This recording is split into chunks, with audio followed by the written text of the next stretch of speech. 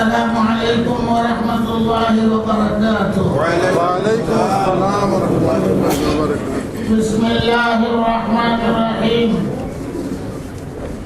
نحمده ونصلي على رسوله الكريم.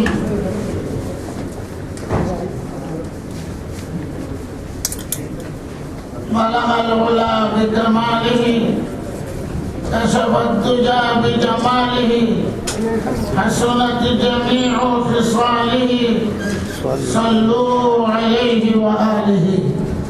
اللهم صل على سيدنا ومولانا محمد وعلى آل سيدنا ومولانا محمد عدد ما تحب وترضى كما تحب وترضى يا كريم. ओ फरीब खुर्दा शाहीन, ओ फरीब खुर्दा शाहीन, जो पला हो करगसियों में, उसे क्या खबर है राह रस्मे शाहबाजी। আমার অত্যন্ত শ্রদ্ধেয় উলামায়ে কেরাম, আমার প্রিয় দেশবাসী, আপনাদের সবাইকে প্রথমে ধন্যবাদ জ্ঞাপন করছি এবং আজকের এই মাহফিল যেন আল্লাহর দরবারে কবুল হয়। প্রথমে সেই দোয়া করছি, আল্লাহ তুমি মেহেরবানি করে কবুল করো। শানে রিসালাত কুরআন শরীফের বিষয়বস্তু এই তিনটা: ওয়াহদানিয়ত, রিসালাত, কিয়ামত। এই তিন বিষয়ের উপরে 30 পারা কোরআন। আল্লাহর একত্ববাদকে বিশ্বাস করতে হবে, রিসালাতকে বিশ্বাস করতে হবে, কিয়ামতকে বিশ্বাস করতে হবে। সাথে সাথে লাগানো হয়েছে শানে রিসালাত। আমার মতো জাহেল এই বিষয়ে আপনাদেরকে বুঝাইবার ক্ষমতাই নেই। রিসালাত কি জিনিস বক্তৃতা বোঝানো যাবে না। রিসালাত কি জিনিস আরেক রাসূলই বুঝতে পারবে। আমাদের যে জ্ঞান, আমাদের যে শক্তি, রাসূলের শান বুঝার ক্ষমতা নেই। ব্যাখ্যা কি করব, ব্যাখ্যা দিবার জ্ঞানও নাই, ক্ষমতাও নেই। এক আল্লাহর ওলি বলেছেন, বাদাত বুজুর্গ তুই কিসসা মুখতাসার। একবারে সংক্ষেপে বলেন, কি ব্যাখ্যা দিব, কে বুঝাইব? আল্লাহর পরে যদি কারো স্থান থাকে, সে স্থানের অধিকার কার? মুহাম্মদুর রাসূলুল্লাহ। দুইটা দিক আছে। রাসূলের পজিশনকে এমন ভাবে কাফির জগৎ, নাফরমান জগৎ প্রত্যেক যুগেই তারা বুঝে নাই, তারা ক্রিটিসাইজ করত, বলতো এরাও তো আমার মতোই, আমাদের মতোই, ইয়াকুলুন খায়, ইয়াশরাবুন পান করে, ইয়ামশুনা ফিল আসওয়াক বাজারে যায়। তো কি পার্থক্য? অর্থাৎ রাসূলের পজিশনকে সাধারণ মানুষের মতো মনে করত। আর একদল মানুষ আছে সীমা লঙ্ঘন করে। ইসলামে কোনটাকে সহ্য করে না। আহলে সুন্নাত ওয়াল জামাত এই কথা বলে না যে সাধারণ মানুষের মতো, এই কথাও বলে না যে আল্লাহর সমান। একদল মানুষ আছে, আপনারাও শুনেন, আল্লাহর দম নবী পাইয়া আল্লাহ গেছেন খালি হইয়া, নবীর দম খাইয়াই পাইয়া নবীও গেছেন খালি হইয়া। খাজা তুমি রসুল আজমেরে, কেউ ফিরে না খালি হাত, খাজা তোমার দরবারে। দুইটা ঠিক হইল। সীমা লঙ্ঘনকারীকে আল্লাহ পছন্দ করেন না। পয়গম্বরদেরকে মর্যাদা দিতে যাইয়া আল্লাহ সমান করে দিলা, এইটাও জঘন্য, আর নিচের দিকে লামাইয়া সাধারণ মানুষের মতো, এটাও জঘন্য। একরকম জাহেলের মতো কথা বলে, वही का अर्श बरी में खुदा होकर जमीन पे उतरा है मुस्तफा होकर। কি বললো? তো উনিও খুদা, আকাশে ছিলেন, আর জমিনের লাইনে আইসেন মুস্তফার নমুনা ধরিয়া। তাহলে দুই দল মানুষ হইল। আমাদের আকীদা বিশ্বাস, যত পয়গম্বর সব আদম আলাইহিস সালামের সন্তান। কি বলেন? আদম আলাইহিস সালামের সন্তান বললে কি পজিশন পয়গম্বরদের কম হবে? ফেরেশতার চেয়ে বড় পয়গম্বরদের পজিশন। ফেরেশতারা পয়গম্বরদের খাদেম, আর পয়গম্বররা হলেন আল্লাহর বন্ধু। খাদেমের দাম কি বেশি হয়? ফেরেশতারা তো খেদমতের জন্য। আমাদেরকে আল্লাহ তাআলা বুঝ দিত। একটা দৃষ্টান্ত, আমার হাত দেখেন, আপনাদেরও হাত আছে, উপরে চামড়া আছে, এরপরে গোশত আছে, এরপরে হাড্ডি আছে। হাড্ডির সাথে এই গোশতকে জোড়া লাগাইবার জন্য আবার কেটে কুটে দেখবেন বাড়ির থেকে, তাহলে মুরগি খেয়ে যাও, পাতলা চামড়ার মতন আছে, শক্ত গোশতের নিচে হাড্ডির উপরে। ওইটা যদি না থাকতো তাহলে গোশত কোনোদিন হাড্ডির সাথে জোড়া লাগতো না। আমার কথা বুঝাচ্ছে? ঠিক বন্দা আমরা না পাক, আমরা মাটির, আল্লাহ তাআলা পাক পবিত্র। আমাদেরকে আল্লাহর সাথে জুড়তে হলে মাঝখানে হাড্ডির উপরে যেরকম হাড্ডিও না গোশতও না, এরকম একটা জিনিসের প্রয়োজন। এটা হলো শানে রাসূল। রাসূল ছাড়া আল্লাহর সাথে জুড়বার কোনো শক্তি নেই। যদি শক্তি থাকতো পয়গম্বরদেরকে আল্লাহ দুনিয়াতে পাঠাইতেন না। এই জন্য কোরআনের বিষয়বস্তু হচ্ছে আলাদা। এরকম বুঝতে পারছেন? আমরা আল্লাহর সাথে জুড়তে হবে কিনা? আমাদের খালিক আর মালিক আল্লাহ, আমরা হইলাম মানুষ, আমরা হইলাম মাটির তৈরি। আল্লাহর সাথে জুড়বো কেমনে? এই গোশত হাড্ডির সাথে জুড়বে কেমনে? কোনো ব্যবস্থা নেই। মাঝখানে একটা হাড্ডিও না, গোশতও না।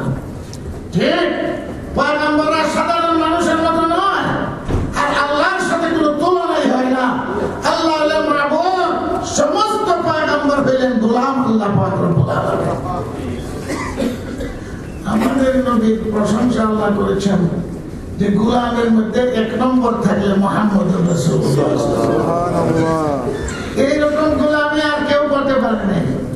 নাম ছাড়াই আল্লাহ বলেছেন সুবহানাল্লাযী আসরা বিআবদি। আল্লাহর গোলামের মধ্যে এক নম্বর কে? মুহাম্মদুর রাসূলুল্লাহ সাল্লাল্লাহু আলাইহি ওয়াসাল্লাম। আমাদের প্রিয় নবী সাল্লাল্লাহু আলাইহি ওয়াসাল্লাম যখন আমরা স্বীকার করব মুহাম্মদুর রাসূলুল্লাহ, একসাথে চার জিনিসের স্বীকৃতি দিতে হবে। চার জিনিসের স্বীকৃতি ছাড়া মুসলমান হতে পারবে না। এক নম্বর, সমস্ত পয়গম্বরদের সর্দার মুহাম্মদুর রাসূলুল্লাহ। দুই নম্বর, শ্রেষ্ঠ পয়গম্বর, সর্দার পয়গম্বর, শ্রেষ্ঠ পয়গম্বর। তিন নম্বর, আখেরি পয়গম্বর। এই কথা স্বীকৃতি না দিলে মুসলমান হইতে পারবে না। শ্রেষ্ঠ পয়গম্বর, সর্দার পয়গম্বর, আখেরি পয়গম্বর, কুল মখলুকাতের মধ্যে শ্রেষ্ঠ মুহাম্মদুর রাসূলুল্লাহ। এই চার আকীদা ছাড়া মুসলমান হইতে পারবে না। গোলাম আহমদ কাদিয়ানী এরা বাতিল, শেষ নবী স্বীকার করে না। এরা ইসলাম থেকে খারিজ, যদিও হাজারো বার লাখো বার মুহাম্মদুর রাসূলুল্লাহ। শিয়া এক সম্প্রদায় আছে, তারা ইমামতকে রিসালাত থেকে বড় মনে করে। নাউযুবিল্লাহ।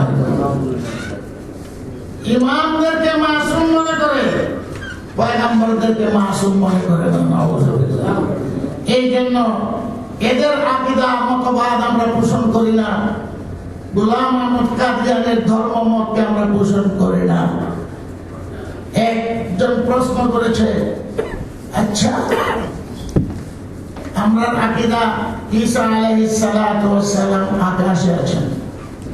আমাদের নবী কোথায় আছে? মদিনা শরীফ। আমরা জিয়ারত করি, মাটির নিচে আছেন। শাহ আব্দুল রহমতুল্লাহ আলাইহি প্রশ্ন করে, খ্রিস্টান পাদ্রী, আচ্ছা তোমরাই কও যে উপরে থাকে হে ভালো না মাটির নিচে থাকে হে ভালো? তাহলে ঈসা আসমানে থাকে, শ্রেষ্ঠ। এখন আপনি কি জবাব দিবেন? মৌলবীর দরকার আছে? আব্দুল্লাহ সাহেব বলেন,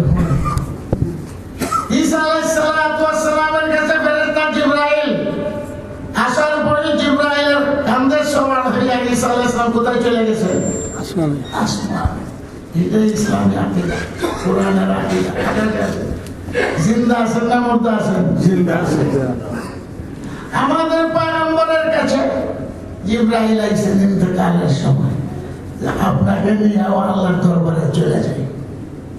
আমাদের পয়গম্বর বলেন, উম্মত আমাকে পাইবে না, আমি উম্মতকে ছেড়ে যাব না, আমার উম্মত আমাকে পাইবে না, কিন্তু যখন আমার কবর জিয়ারত করবে, মান যারা কবরি ওয়াজাবাত লাহু শাফাআতি, যে আমার কবর জিয়ারত করবে তার আত্মায় শান্তি পাইব, আমি তার জন্য সুপারিশ করব। সুবহানাল্লাহ।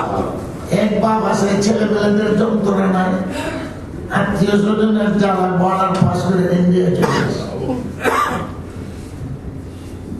আরেক বাপ করে আমি ইন্ডিয়া যেতাম না, ছেলেমেয়ের যন্ত্রণা, পরিবারের যন্ত্রণা, ভাই বোনদের যন্ত্রণা সব সহ্য করবো, ছেলেমেয়েরা ঋণ করছি গুলো দিব, ভাগ্যা যেতাম না। বলেন কোন বাপ ভালো? যে বাপ সব পালাইয়া জান বাঁচাইয়া ইন্ডিয়া চলে যায়, এই বাপ ভালো? না যে বাপ মনে করে আমি যারা যন্ত্রণা ভোগ করবো সবার সাথেই থাকবো, কোন বাপ ভালো? তাহলে ঈসা আলাইহিস সালাম আমাদের পয়গম্বর থেকে বড় হইবেন কেমনে? ঈসা আলাইহিস সালাম তো জান বাঁচিয়ে আসমানে চলে গেছেন, জিবরাইলের কান্দ ছোঁয়ার হইয়া, আর তার উম্মতের খবরই নেই, উম্মত বিক্ষিপ্ত হইয়া ধ্বংস হয়ে চলে গেছে, হাওয়ার ইন্নাক ভাগ্যে চলে গেছে। আমাদের পয়গম্বর মদিনা শরীফ আছেন সাল্লাল্লাহু আলাইহি ওয়াসাল্লাম, হায়াতুন নবী, জিন্দা রাসূল সাল্লাল্লাহু আলাইহি ওয়াসাল্লাম। আমাদের সৌভাগ্য কবর জিয়ারত করতে পারবো, এইরকম ঘোষণা কোনো পয়গম্বর দেন নাই যে আমার কবর জিয়ারত করলে তোমাদের জন্য আমি সুপারিশ করব। একবারে সারা জীবন তালাশ করো, কোনো পয়গম্বর এরকম ঘোষণা দেন। পয়গম্বর ঘোষণা দিয়েছেন, মান যারা কবরি ওয়াজাবাত লাহু শাফাআত। গোলাম মোহাম্মদ কাদিয়ানীর গোষ্ঠী প্রশ্ন করে যে ঈসা যখন আকাশে জিন্দা হয়েছে তো প্রস্রাব পায়খানা করে করি, খাওয়ার প্রশ্ন করে না। আসমান তো টয়লেট নেই, আকাশ তো নষ্ট করে ফেলে, এটা গোলাম মোহাম্মদ কাদিয়ানী গোষ্ঠীর প্রশ্ন। আমরা যে কই ঈসা আলাইহিস সালাম আছেন, কি বলেন? কোন আকীদার মধ্যে দ্বিমত আছে? কোরআন হাদিসের প্রমাণ আকাশে আছেন। আখির জামানায় ঈসা আলাইহিস সালাম আসবেন দুনিয়াতে দাজ্জালকে হত্যা করার জন্য, দ্বিমত আছে নাকি? আমরা মৌলবী তেরা মৌলবী কম না। ওই ঈসা আলাইহিস সালাম যত পেশাব পায়খানা আকাশে করেন, বলে তিনের বেগও ফেরেশতারা হয় লইয়া ঈসা আলাইহিস সালামের দুশমনের গোলাম মোহাম্মদ কাদিয়ানীর কবরের মধ্যে এটা শব্দ হয়। ওই যদি বিশ্বাস না করো, এই গোলাম মোহাম্মদ কাদিয়ানীর কবর খুঁজতে দেয়, ওই ঈসা আলাইহিস সালামের সব পেশাব পায়খানা আছে। এই চ্যালেঞ্জের মোকাবেলা করতে পারবেন? গোলাম মোহাম্মদ কবরের যদি খুঁজতে দেয় তো দেখবো যে আড্ডি গুড্ডি পড়ছে, সব শেষ হয়ে গেছে, তাহলে এটা প্রমাণ হয়ে যাবে সে নবী না। এই চ্যালেঞ্জের মোকাবেলা আজ পর্যন্ত করতে পারে নাই। ঈসা আলাইহিস সালামের পেশাব পায়খানা গোলাম মোহাম্মদ কাদিয়ানীর কবর আছে না? যদি কবর খুঁজতে পাইবনি, পেশাব পায়খানার উদ্দেশ্য নয়, হাতেও পৌঁছে যাবে। সমস্ত পয়গম্বরদের জন্য বৈশিষ্ট্য যে এদের লাশ বসে না, গলে না। বলেন সুবহানাল্লাহ। ব্রাদার ইসলাম ফাঁকে দিয়ে কথা বললাম, আল্লাহ পাক রব্বুল আলামিন আমাদের পয়গম্বর রাসূল করিম সাল্লাল্লাহু আলাইহি ওয়াসাল্লামের পজিশন, ওনার শান মান, এই জন্য কবি বলে, কবি হাজারবার বসবান জানমান জমিষ্ক গোলাম, হাজারবার বসবান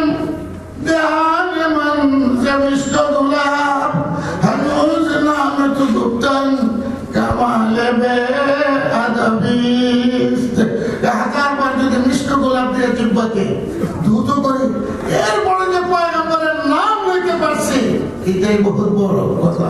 এটাও আমার জন্য আদব। আমি কি সামনে সামনে বয়ান করবো? হযরত আয়েশা সিদ্দিকা রাদিয়াল্লাহু তাআলা আনহা, যার চাদরের নিচে জিবরাইল আসেন, একসঙ্গে শুয়ে রয়েছেন। জিবরাইল আসতে কোনো অসুবিধা নেই আয়েশার কাছে।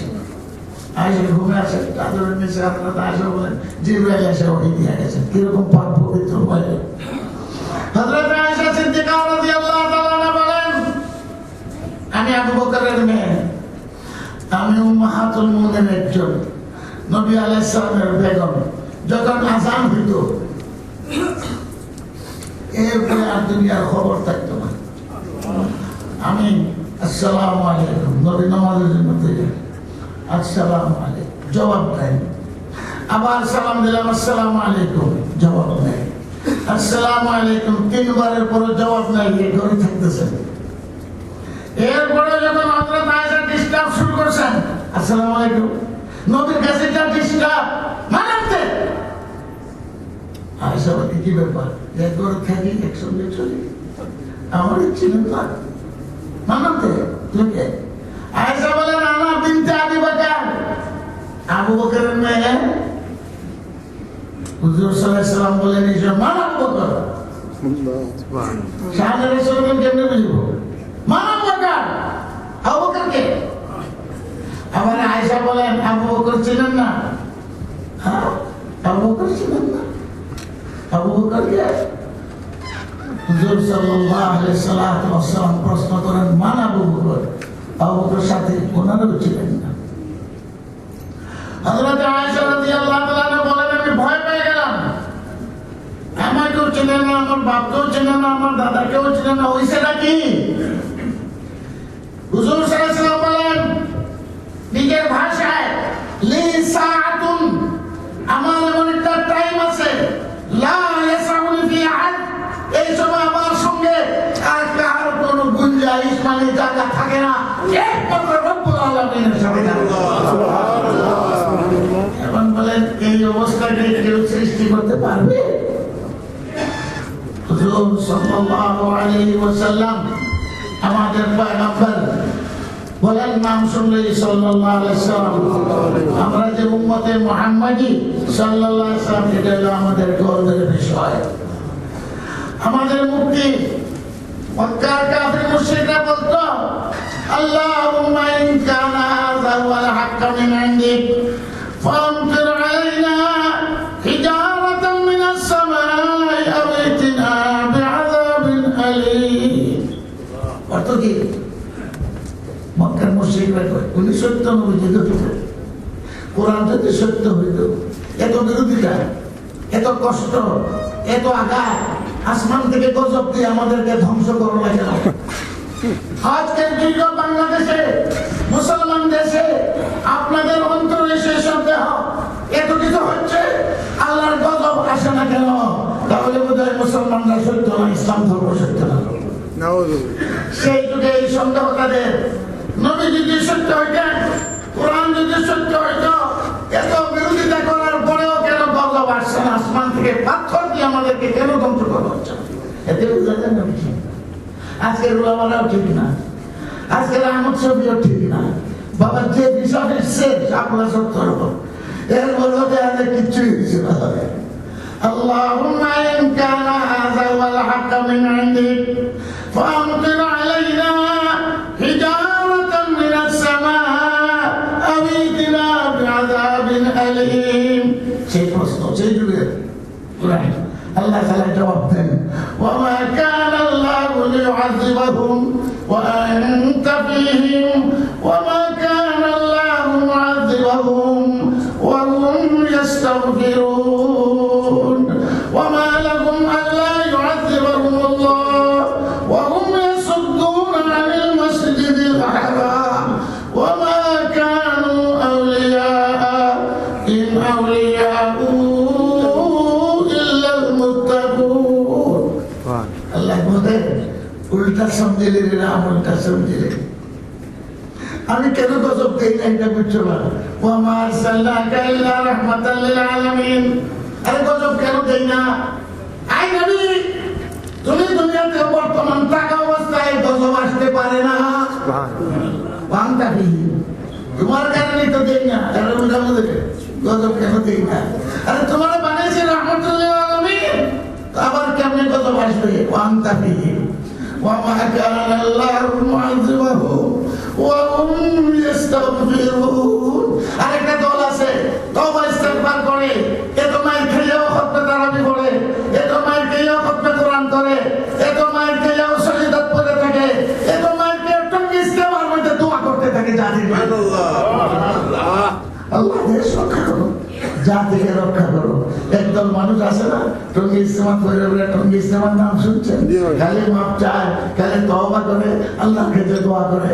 অর্থাৎ কারণ দুইটা, একটা তুমি, দুই নম্বর আরেক জামাত আছে ওয়াহুম ইস্তাগফিরুন, দিবারাত্র তওবা ইস্তেগফার করে। যতগুলো মাদ্রাসা আছে, যতগুলো তাবলীগ জামাত আছে, খালি এই কাম হয় ওয়াহুম ইস্তাগফিরুন। ওই দুই কারণে গজব দেই না। ওয়া মা লাহুম আল্লা ইউআযিবাহুমুল্লাহ ওয়া হুম ইয়াসুদ্দুনা আনিল মাসজিদিল হারাম ওয়া মা কানু আউলিয়া ইন আউলিয়াহু ইল্লাল মুত্তাকুন। আল্লাহকে গজব না দিবার কোনো কারণ নেই। এরকম মুরতাদরা আল্লাহ রাসূলের দুশমনী, ইসলামের দুশমনী, মুরতাদদের সংখ্যা দিবারাত্র বাড়তেছে। আল্লাহর উপরে আস্থা নাই, যারা আল্লাহর উপরে আস্থা নাই এরা তো মুরতাদ এমনি হয়ে গেল। আল্লাহর দ্বীনকে বিশ্বাস করে একজন দুইজন তো খালি স্বরূপ দেখছেন, তার শাগিরদান বহুত আছে। আছে না জানা? স্বরূপ দেখছেন দুই একটা। এই নাস্তিক মুরতাদরা এরপরেও আল্লাহর গজব কেন আসে না? وهم يستغفرون। তিরমিজি শরীফের রওয়ায়াত আল্লাহর রাসূল সাল্লাল্লাহু আলাইহি ওয়াসাল্লাম বলেন, ইন্নাল্লাহ তাআলা আনজালা লিহাযিল উম্মতি আমানাইন। এই উম্মতের নিরাপত্তার জন্য দুইটা ব্যবস্থা আল্লাহ করছে। এক নম্বর হইলাম আমি, আল্লাহর রাসূল আমি, ফাইদা নাযাইতু, আমি যখন দুনিয়া থেকে চলে যাব, বাকিয়াল আখার, আরেকটা উম্মতের নিরাপত্তার ব্যবস্থা আছে, ওয়াহুম ইস্তাগফিরুন। আজকে আমরা দেশের জন্য, জাতির জন্য আল্লাহর কাছে ক্ষমাই চাইতে থাকবো, আর আল্লাহ তাআলা মুরতাদদের ব্যবস্থা করব। আপনাদের কর্তব্য শানে রিসালাতের দুইটা। এক নম্বর কর্তব্য হলো এই যে লতিফ সিদ্দিকী না লতিফ কাযযাবের মতো বদমাশ এখনো নিরাপদে বাংলাদেশ আছে। আমাদের প্রতিবাদে কোনো কাজ হয় না, তারা জামিন দিয়ে বাইরে রাখছে, জামাইয়া না আদর করে। জেল কয়েকদিন দেখাইছে নমুনা, জয়ের কে গালি দেওয়া, জয়ের বিরুদ্ধে কটাক্ষ করার কারণে। যদি জয়ের বিরুদ্ধে কটাক্ষ না করতো, মা এই কাম করতো না। আমাদের প্রতিবাদে এইবার তাকে নিয়ে তামসা শুরু হয়েছে। আমাদের বাংলাদেশে আমরা যদি যথাযথ শাস্তি দিতে হবে, আইন প্রণয়ন করতে হবে। সাবেক প্রেসিডেন্ট বলেন যে আইন বর্তমানে আছে, এই আইনে লতিফ সিদ্দিকীর ফাঁসি হইতে পারে। জাতিসংঘের আইন ধর্মীয় অবমাননা চলবে না, কোন দিন সম্পর্কে অবমাননা করার কথা চলবে না, কারো অন্তরে ধর্মীয় অনুভূতিতে আঘাত চলবে না। এগুলো সংবিধান, বাংলাদেশের সংবিধান আছে, কারো ধর্মীয় অনুভূতিতে আঘাত দেওয়া চলবে না। লতিফ সিদ্দিকী যা বলছে আপনাদের কোনো অনুভূতিতে আঘাত লাগে না। আব্দুল গফফার না আব্দুল কুফফার, এর কথাবার্তায় আমাদের ধর্মীয় অনুভূতিতে আঘাত লাগে না। জাতিসংঘের আইনে আছে, কারো ধর্মীয় অনুভূতিতে আঘাত দেওয়া নাই, বাংলাদেশের সংবিধান নাই। ওই সংবিধান মোতাবেক তাকে জামিন দেওয়া হতে পারে না। 17 কোটি মানুষ, 16 কোটি মানুষের প্রতিবাদ উপেক্ষা করে তাকে জামিন দেওয়া হলো। এই জামিন আমরা সন্তুষ্ট না। আমাদের প্রতিবাদ, আমাদের সাথে আপনাদেরকেও সামিল করতে চাই। এই মজলিস থেকে, এই দেশ থেকে মুসলমান আওয়াজ উঠাইবে, লতিফ সিদ্দিকীকে ফাঁসি দাও, ফাঁসি দাও, ফাঁসি দাও। যদি তোমাদের আইনে না চলে তো তোমরাই পার্লামেন্ট আইন পাস করো। প্রধানমন্ত্রী কুৎসা ঘটনা করলে সাথে সাথে শাস্তি হয়ে যাবে। আপনাদের ইসলাম তো ফেসবুক আপনারা দেখেন, ফেসবুক আপনারা দেখেন, বিশ্বনবী শানে রিসালাতের অবমাননা করবে, এরপরে আমরা সহ্য করে নিব। 16 কোটি মানুষ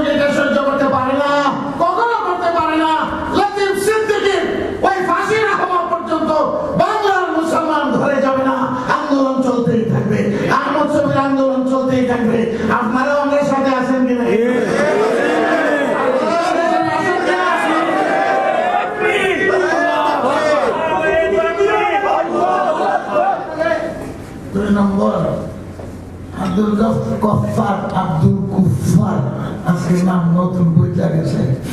আব্দুল কুফফারে তো আমরা বাংলাদেশে লাগাও দেখতাম না, এর দায়িত্ব ব্রিটিশ। তাহলে আপনাদের কর্তব্য কি এখানে একটা মজলিস করে ওয়াজ শুনলেন তাই শেষ?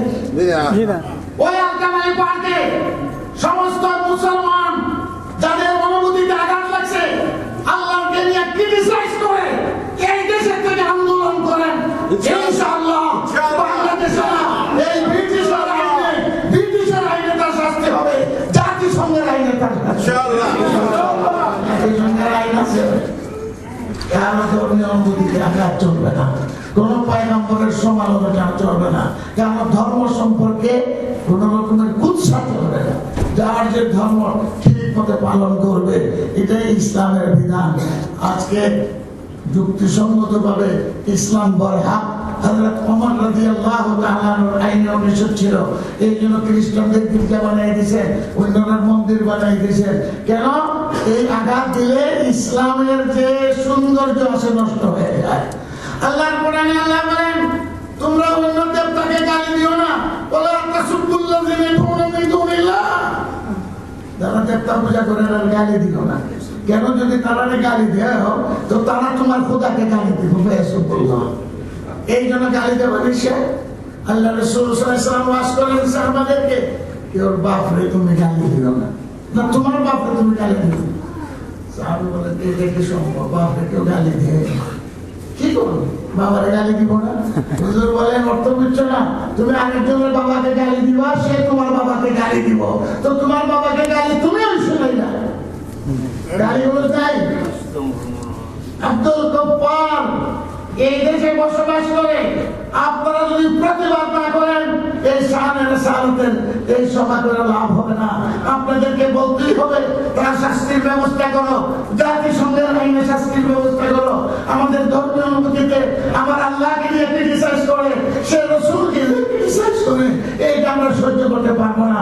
যখন রাস্তায় নামবেন, একটা বিধি ব্যবস্থা হবে ইনশাআল্লাহ। ইসলাম আমাদেরকে শিক্ষা দিয়েছে, রাসূল করিম সাল্লাল্লাহু আলাইহি ওয়াসাল্লাম সহ সমস্ত পয়গম্বররা আল্লাহ দ্বীনের জন্য জীবন কুরবান করেছেন, দেশ ছেড়ে দিয়েছেন। শানে রিসালাত কোন পয়গম্বর বাতিলের সাথে আপোষ করেন নাই। ইব্রাহিম আলাইহিস সালাম নমরুদের সাথে আপোষ করেন নাই, মুসা আলাইহিস সালাম ফিরআউনের সাথে আপোষ করেন নাই। ঠিক না ঠিক? সমস্ত পয়গম্বরের ইতিহাস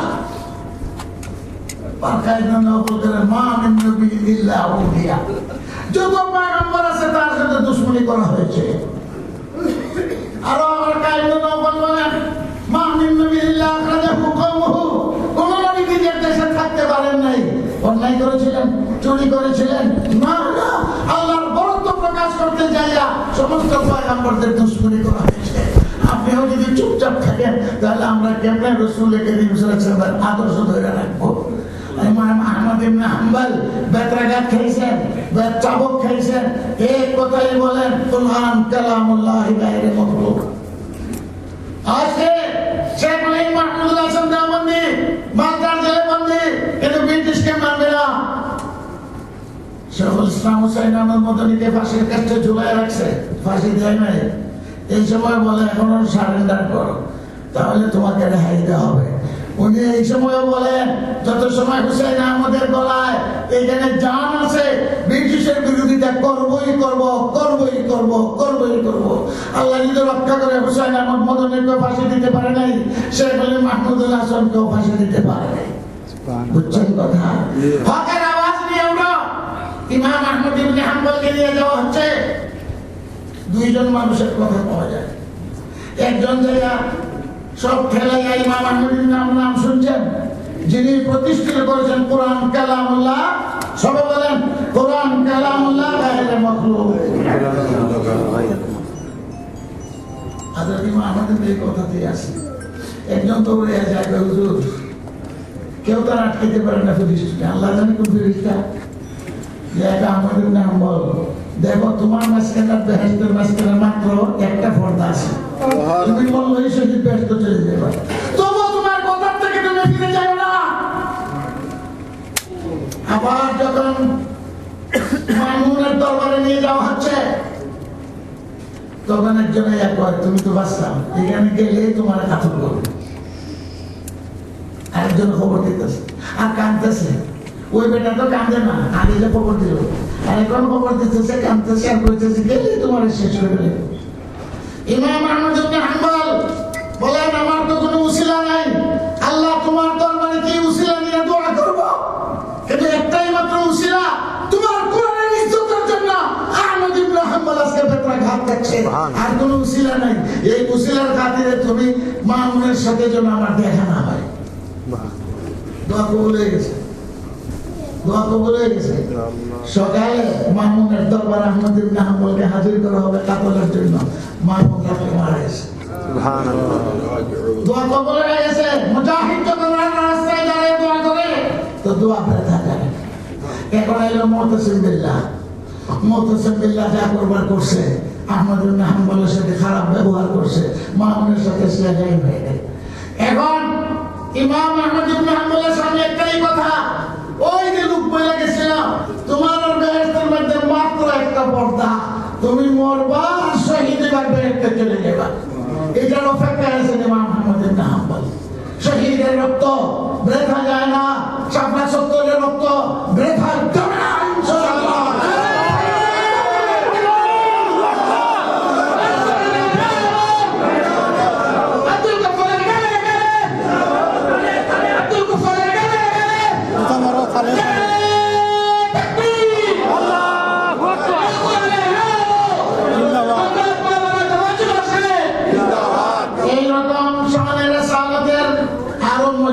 দরকার আছে ইনশাআল্লাহ, দরকার আছে কিনা?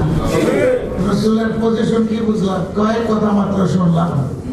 দপ্তর तमाम গায়েস বাপায়া রশিদ উমর, দপ্তর तमाम গায়েস বাপায়া রশিদ উমর, মাম চুনাদর আউয়ালে ওয়াসফতু মানদাম। কয় আমার দপ্তর শেষ, কালি কলম শেষ, কাগজ কলম শেষ, জিন্দেগানি শেষ, নবী তোমার একটি গুণের কথা আমি বলে শেষ করতে পারলাম না। तमाम গায়েস বাপায়া রশিদ উমর, মাম চুনাদর আউয়ালে ওয়াসফতু মানদাম। আল্লাহ তাআলা নিষেধ করেছেন গুরু করো না, সীমা লঙ্ঘন করো না। আমার প্রথম কথাই শিয়াদের মতো সীমা লঙ্ঘন করাও জায়েজ হবে না, নাস্তিক মুরতাদদের মতো সীমা লঙ্ঘন করাও জায়েজ হবে না, বেদাতীদের মতো সীমা লঙ্ঘন করাও জায়েজ হবে না। কথা বলেন না, জায়েজ হবে না। আল্লাহ তাআলা যেন আমাদেরকে সিরাতে মুস্তাকিম আল্লাহ তাআলা নসিব করে। সিরাতে মুস্তাকিম থেকে আহলে সুন্নাত ওয়াল জামাতের আকীদা মতো আমাদের জন্য মৃত্যু হয়, সবাই বলেন আমিন। আমাদের সাথে যেন মৃত্যু হয়, আমিন। আপনাদের সাথে আমারও দেখা হবে কিনা ইনশাআল্লাহ, আমিন ইনশাআল্লাহ। আমি তো বলে গেছিলাম প্রায়। আল্লাহ তাআলা আপনাদের সবাইকে মঙ্গল নসিব করুন, খায়রিয়াত নসিব করুন, ঈমানের সাথে থাকা নসিব করুন, ইস্তেকামত আল্লাহ তাআলা নসিব করুন। বাতিলের বিরুদ্ধে ঈমানের শক্তি নিয়ে লড়াই করতে হবে, কে কে রাজি আছেন? ইনশাআল্লাহ।